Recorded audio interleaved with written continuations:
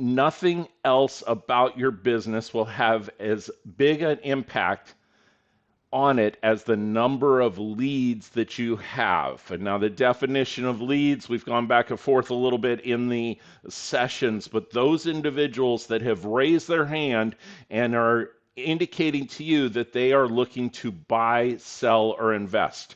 Well, when they walk into an open house, they are either trying to get more information about the neighborhood, they're trying to get decorating ideas about the property, or believe it or not, they're there because they have to buy a home and they're not currently attached with a real estate agent. That's your opportunity to be able to come in and assist them and help them out.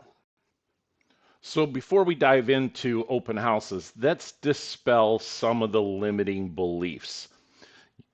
In Quantum Leap, we learned from Gary Keller. If you have an opportunity to take that course within your first 6 months to a year in real estate, I recommend that you do so, even if it's being given by KW Next Gen in your market center. Make sure that you can attend, because one of the principles that they talk about in Quantum Leap is shown on this slide, and that's dispelling limiting beliefs.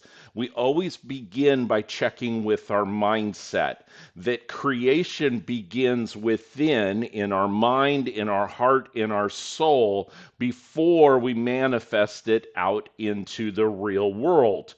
And so if we're sitting there saying, Robert, you're talking about doing open houses, but I don't have a listing to hold, or I don't have any signs yet. I may not know how to answer all of the questions that a visitor might have.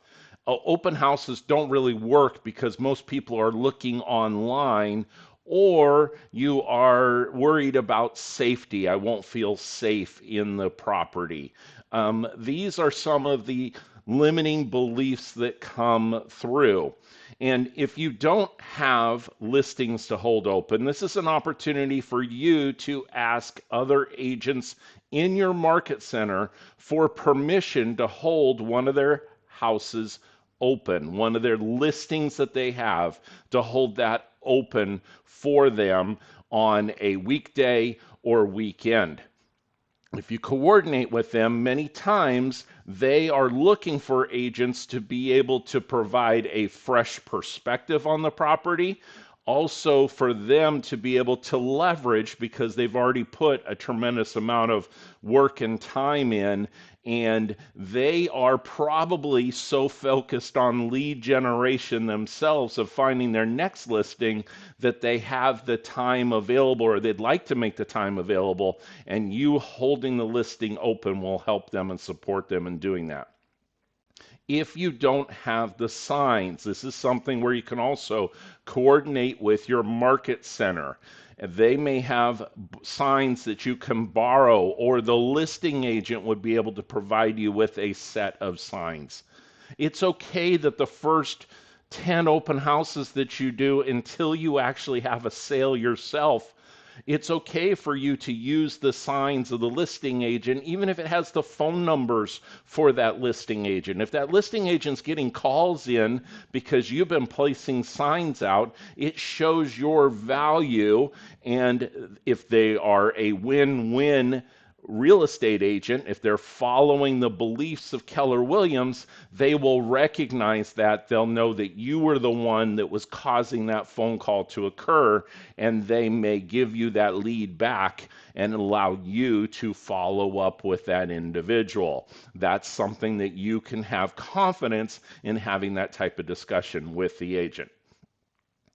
You may not know the answer to the questions. Guess what? 25 years in real estate, I don't know all the answers to the questions. What I do know is the definition of a professional that Gary Keller taught me very early on in my career. And that definition is that I know what I know, and I know what I don't know. When I know, I'll let you know. And when I don't, I'll indicate it. Hey, that's a great question. Let me write it down and get back to you. I don't need to know every single item about the property or what type of architecture it was or particular issues of it. That's a great question. Here's a way for you to be able to get their contact information. That's a great question. Can I get your email? Can I get your phone number so that I can check with the agent, so I can check with my office, so I can do some research and follow up with you? Open houses don't work. Yes, they do. And yes, people do look online, yet many buyers and neighbors actually still like to walk through the house. It provides them with an opportunity to see it in person, and they give you an opportunity to meet people. Secret agents cash no checks. You cannot hide behind your computer and hide behind your desk and expect to sell homes. You have to get out into the public. Open houses provide you an opportunity to do so, and it won't be safe. The valid point, you always need to look out for your security. You might buddy up with another agent when you are getting into the business while you get your comfort level. We'll talk about that a little bit more within the sessions. So let's talk about the open house and who benefits from the open house. There are a number of parties that benefit from every open house that is held. The sellers are benefiting from an open house going on. The sellers get an opportunity to show their home to potential buyers and to put their home in the best light. Photos, as much as photo technology has increased, and virtual tours and Matterport cameras and those types of things, there's nothing that beats the opportunity for somebody to see their home themselves. And so this is an opportunity for sellers to put their best foot forward.